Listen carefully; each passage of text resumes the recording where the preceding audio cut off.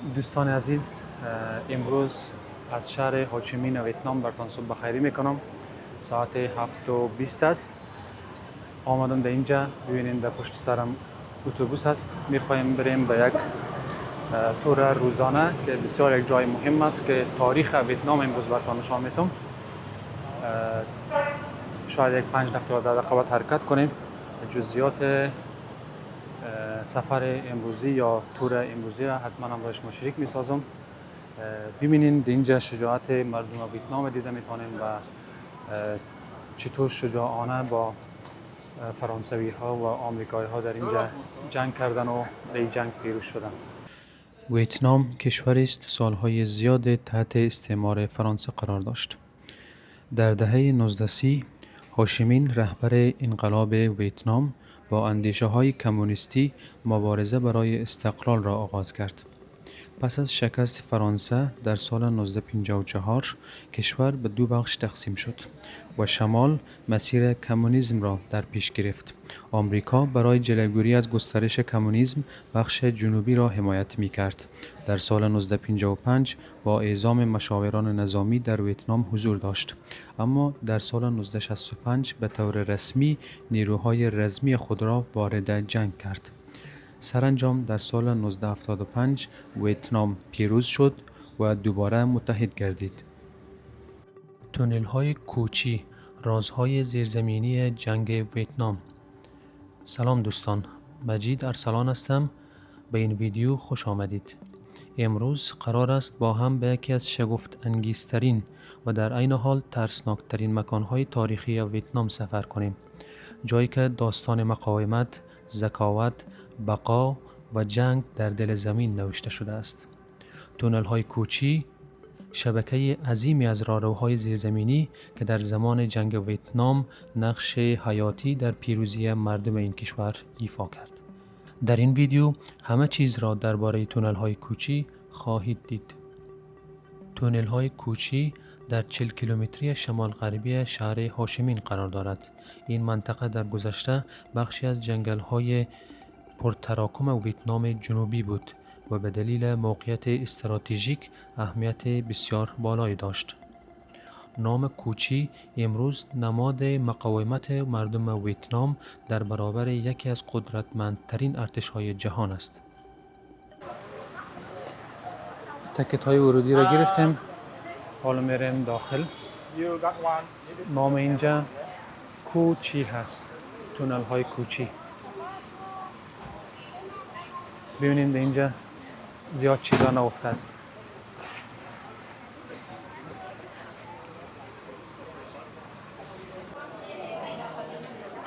از اینجا بروشورهایی که معلومات میده درباره تونل های کوچی میگیریم.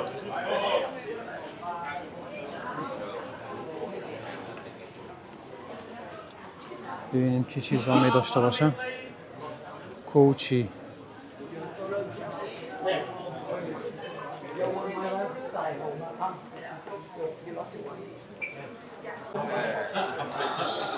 ببینین از مرمی تیاره و تانک اینا جور کردن.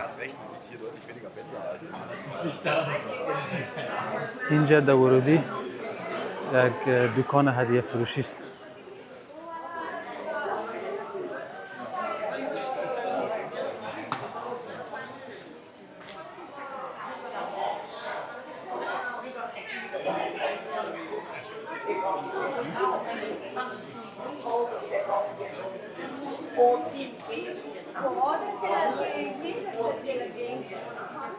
اینا بمبایی بوده که 250 کیلوگرم است وزنش. ببینید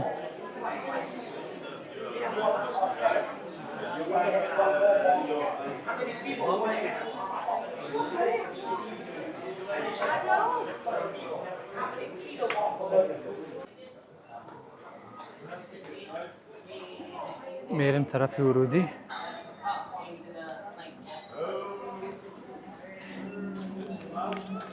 تکت های ورودی که بر ما داده بودن در اینجا استفاده میکنیم.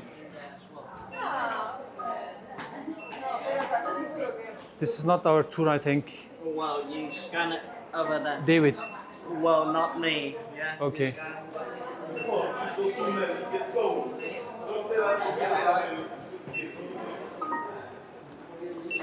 Thank you.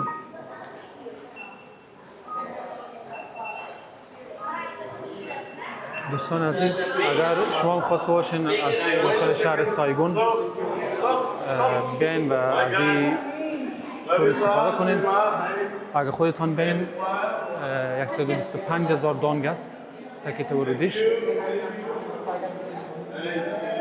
125,000 دانگ است که میتونین خودتان بیاین، اما تقریبا 40 کیلومتر فاصله داره اینجا، یک مسافت زیاد است. به نظرم امرای تورهای اتوبوس بیاین هم راحت تر است، هم اینجا رهبر است که همه معلومات ها را درباره این تونل ها برتان ارائه میکنه.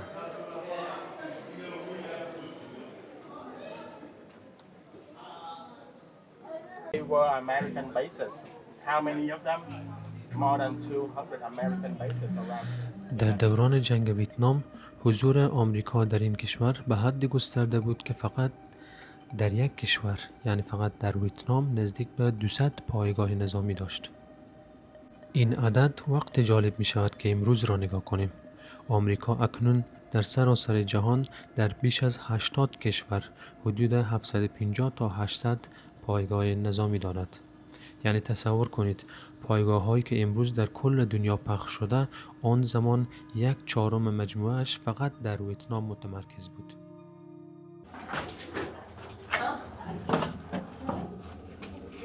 ساخت تونل ها به دهه 1940 میلادی برمیگردد، زمانی که ویتنامی ها ابتدا با استعمار فرانسه و بعدها با آمریکا وارد جنگ شدند.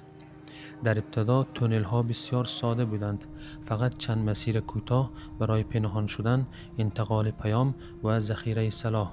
اما با شدت گرفتن جنگ این تونل ها به یک شهر زیرزمینی واقعی تبدیل شدند. یک شهر کامل در زیر زمین. شاید باورش سخت باشد، اما تونل های کوچی فقط راهرو نبودند. در زیر زمین اتاقهای خواب، آشپزخانه، شفاخانه، انبار غذا و مهمات، کلاس درس، اتاق جلسات نظامی وجود داشت.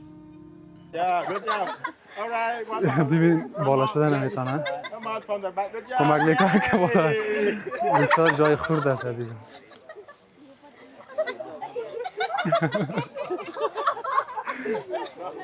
All right, 1, 2, 3. Yeah. All right. Make sure that you can put yourself up. دوستان عزیز، در این جنگل ها تونل ها در 3 طبقه ساخته شده.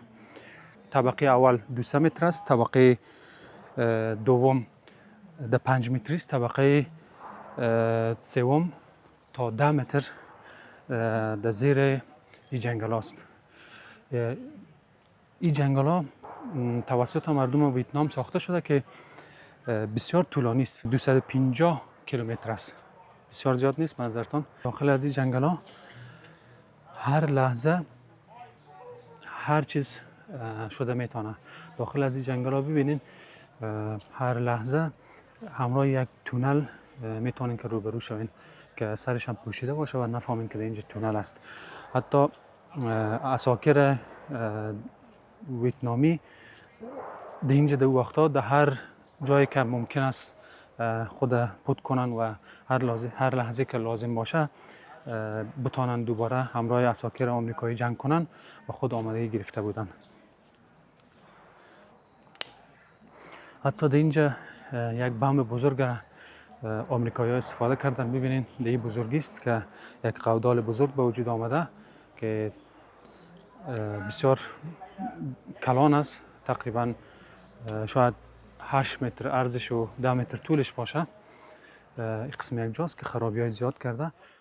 این قسم جای خاکی رو میبینین در بعضی جا که هست، از بیرون فکر نمیکنین که یک چیز پرکاربرد باشه، اما ببینین داخل از این سوراخ هاست که این سیستم تهویه همی چی هست که هوا را تازه میکنه. همی کانال های کوچی هست. وقتی که از دور ببینیم کدام فکر میکنیم که چیز بیکاره باشه، اما در اونجا استفاده میشه که بسیار خرد است و داخلش نیبانس است، فکر کنم از نیبانس هوا کشی شده. و یک چیز دیگه میخوایم براتون بگم، وقتی که داخل از این جنگل مین صدای فیر است و صدای جنگ است و اینا را امبیانس کردن یا صدا گذاشتن که همو حس بر انسان بده وقتی که در یک صحنه جنگ باشین. اینجا یک چیز است.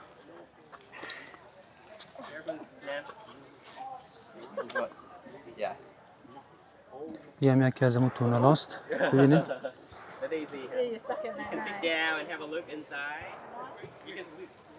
از این تونل ها زیاد است، فکر کنید 250 کیلومتر است دیگه.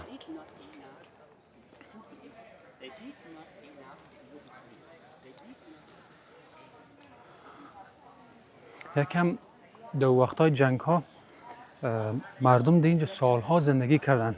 تقریبا اساکر ویتنام در اینجا 20-21 سال زندگی کرده. داخل از این تونل ها یک شهر است دیگه، از آشپزخانه گرفته، از دیپو برای مهمات و اینا گرفته، جاهای اسلحه سازی، همه چیز داخل از این داشتن. باز هم از این سیستم تصفیه هواست. در هر 10 متر از اینا هست دوستان عزیز، به خاطر که هوای تازه را به چی بیاره داخل تونل ها بیاره، که چون برای یک روز یا برای 2 روز نیست زندگی در داخل تونل ها. طوری که پیشتر براتون گفتم سالها در اینجا جنگجوهای مربوط ویتنام در اینجا زندگی کردن و زندگی خود پیش بردن، هم برای جنگ آمادگی می گرفتن. از این خاطر در هر 10 متر از این تصفیه های هوا جور شده که هوایش همیشه تصفیه شوه. حتی در اینجا هم هست، ببینید در اینجا هم از این تصفیه های هوا هست. در دوران جنگ حتی حیوانات وحشی، حیوانات زهری هم در منطقه داخل از جنگل زیاد بوده که اساکر او وقت از اونام باید چی میکردن؟ متوجه می بودن که برشان ضرر نرسانه. ببینید اینجا هم هست.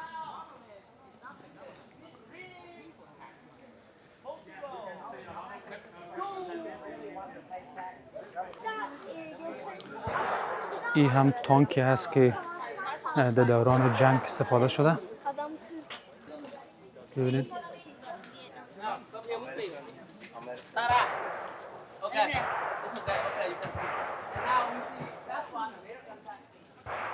این تانک آمریکایی است، در سال 1970 ساخته شده که به احتمال زیاد بعد از سال 1970 به اینجا آورده شده. سال ختم جنگ هم 1975 است که اینجا آمریکایی ها شکست خورد.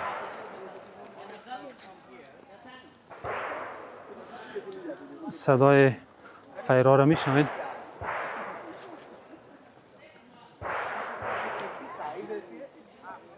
Anybody who step in, the spine gonna get out, and this trap was designed to fall in the between.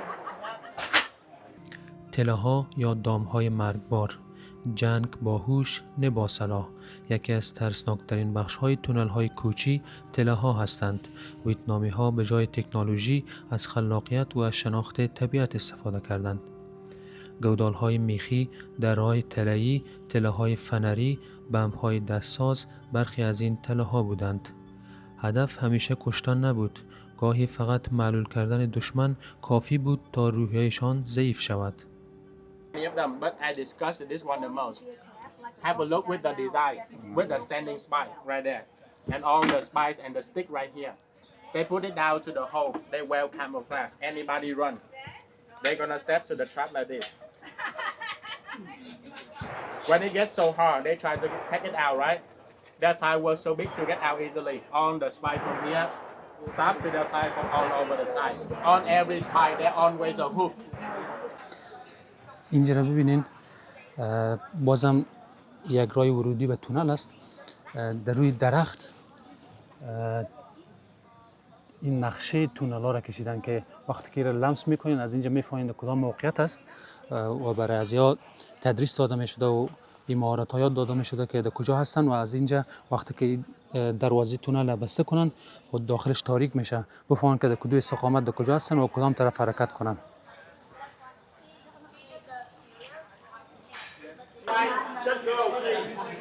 دوستان عزیز در اینجا آمدیم. از اینجا میتونین فایر کنین، یعنی فایر میتونین بخرین. در اینجا قیمتاش 75,000 دلار است.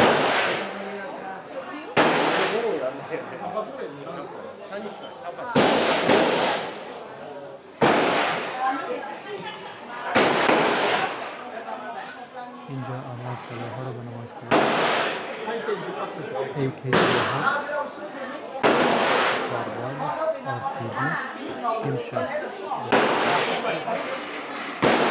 از این شکل است که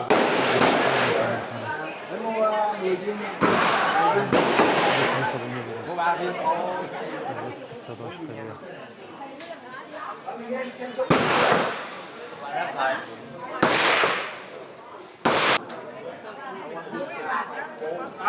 Gentlemen, you wanna try? It's just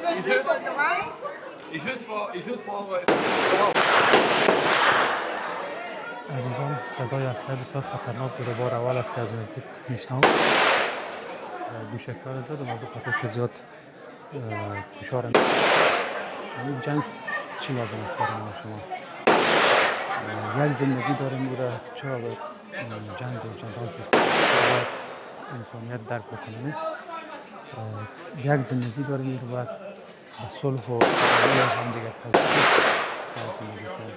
متاسفانه جهان امروزی باز هم طرف جنگ است و طرف بربادی است. این جنگ همه انسان ها در زمین به صلح و آرامی و آبادانی زندگی کنند.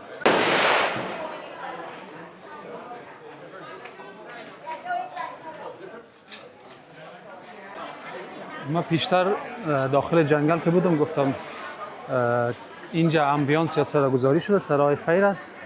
گفتم شاید خودشان همونطور جور کرده باشند که یک صحنه جنگ حس کنه مردم.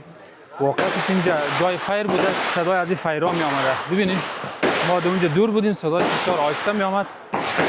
حال در نزدیکش هستیم، صدایش بسیار قوی است. شما حس بکنین کسایی که در بین جنگ هستن و که دیگر جنگ میکنن چقدر وحشتناک است.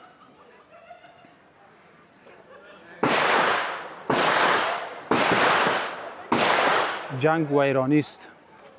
جنگ همه چیز از بین میبره.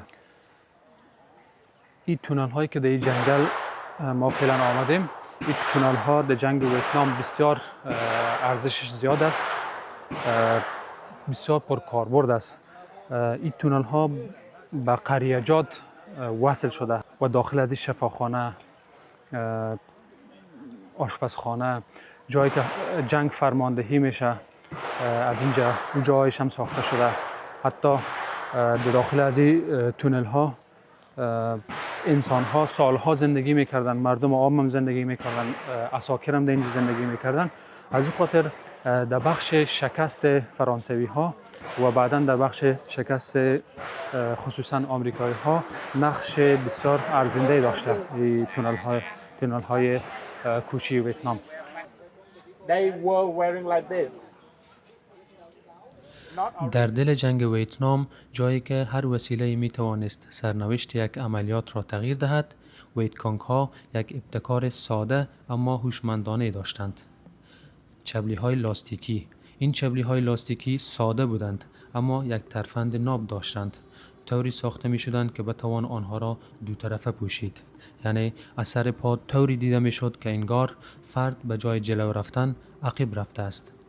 همین ترفند کوچک بارها نیروهای آمریکا را سرگردان کرد و کیلومترها از مسیر واقعی دور ساخت. یک چبلی ساده اما در دل جنگ به اندازه یک سلاح پنهان کارآمد داشت. حال میخوایم تونلی که در وقتهای جنگ استفاده شده میخوایم تست بکنیم، ببینیم داخل تونل چطور است. اگرچه تونل حقیقی نیست، کمی بزرگتر شده از قبل، یعنی بزرگتر ساختن که توریست ها بتونن از اونجا عبور و مرور کنن. بازم یک تجربه است، همراه شما شریک میسازم. حالا در تونل داخل میشیم.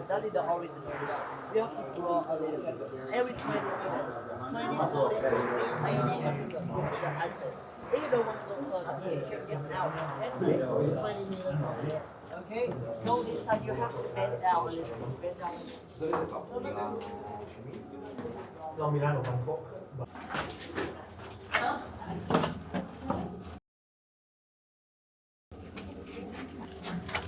بسیار خورد است. باید نشسته تیر شویم.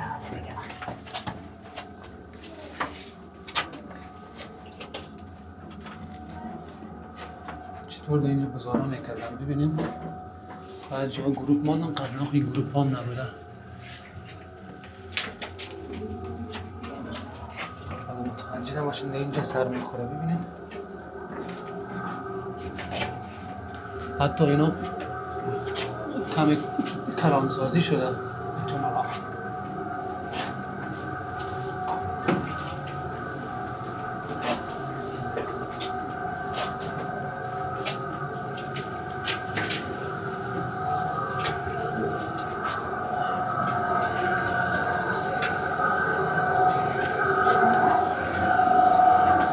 این هم یک تجربه است عزیزان. فعلا سیستم هوایش چی شده؟ اتوماتیک شده. قبلا که تزدیم و سوراخکا مردم هوا میگیرد. یک بلگاه آمده رایست. ببینیم اینجا بعضی جای برای قایم شدن داره. بسیار این تونل خطرناک است. استاد شده نمیتونه. باید 4 پاشو در راه روید. ببینیم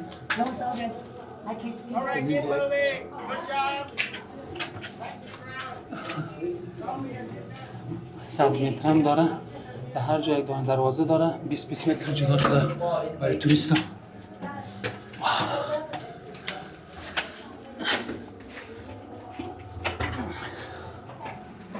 بسیار سخت است.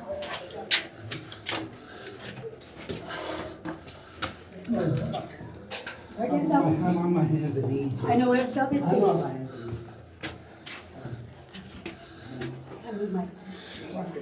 واقعیتش سخت است.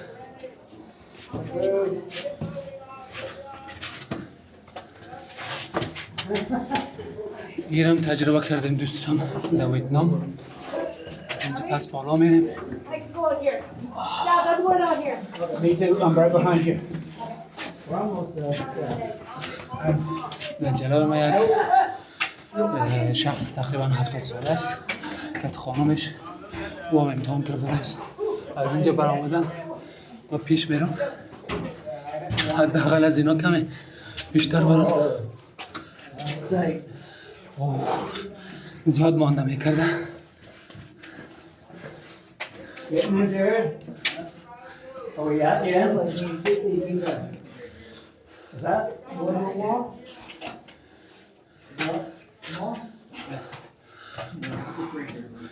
That's the whole one. اینجا زیاد تنگ است. ببینید 4 پا باید تیر شویم.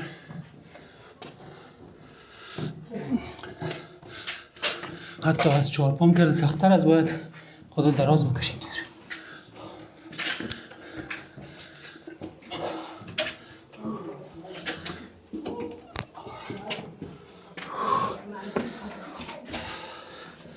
برای کسایی که سنشان بالاست 100 متری توصیه نمیشه. 100 متریش بشون خسته میکنه چون هوا هم کمی کم است اینجا.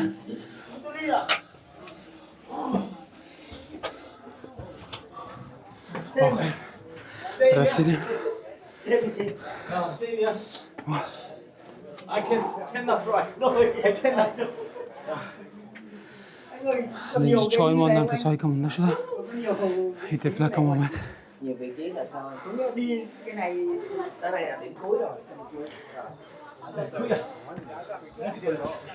ببینید چه قرق کردن. I'm the last I think. من نفر آخر گروپ بودم. گروپ به ما همگی آمدن. 100 متر از داخل تونل عبور کردم عزیزان.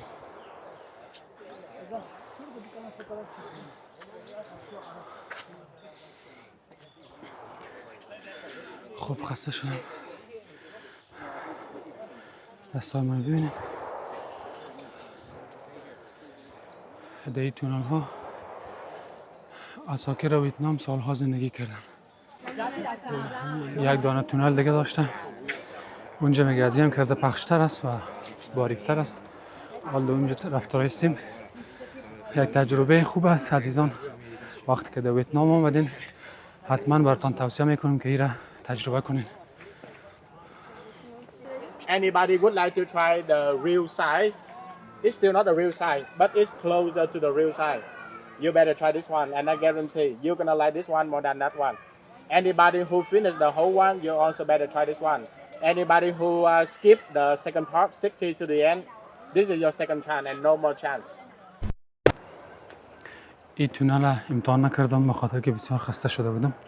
کسایی که در اون تونل از هر 20 متر یک دانه دروازه خروجی داشت او رو امتحان کرده بودن. مسافه های کمه اونا داخل شدن. باز کسایی که داخل نشدن در اینجا منتظر از اینا می باشیم. این باز 50 متر است. در داخل چی هم نداره. دروازه های خروجی دیگه هم نداره که ما اگه خسته شویم از اینجا براییم. باید 50 متر بریم. اینجا یک اتاق است.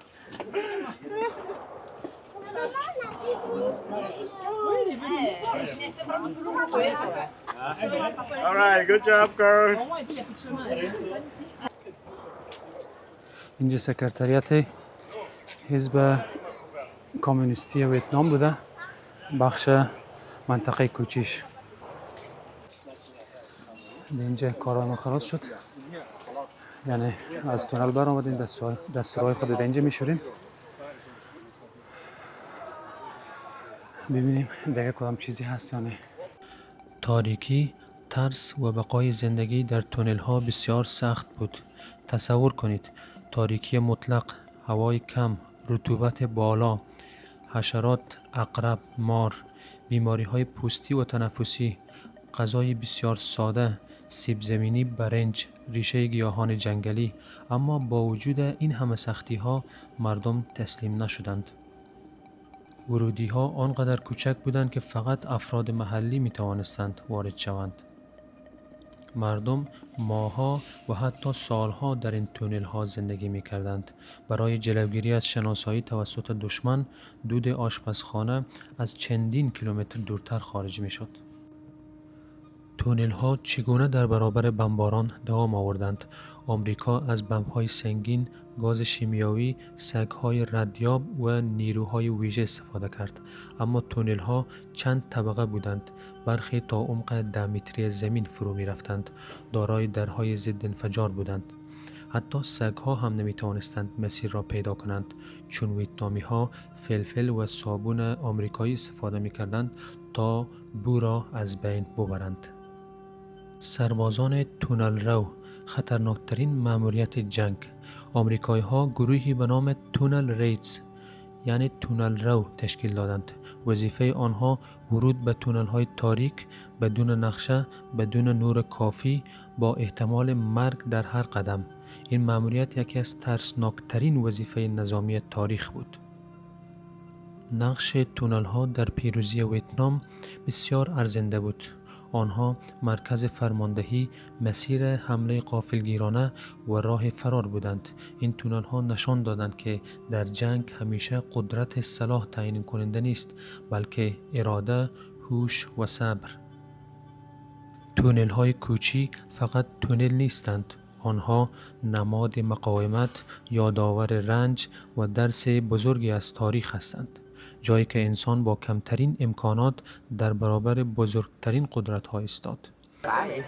این غذای است که عسکرها در وقت استفاده میکردن. در وقت جنگ به اینجا تیز کرده میتونین. Thank you.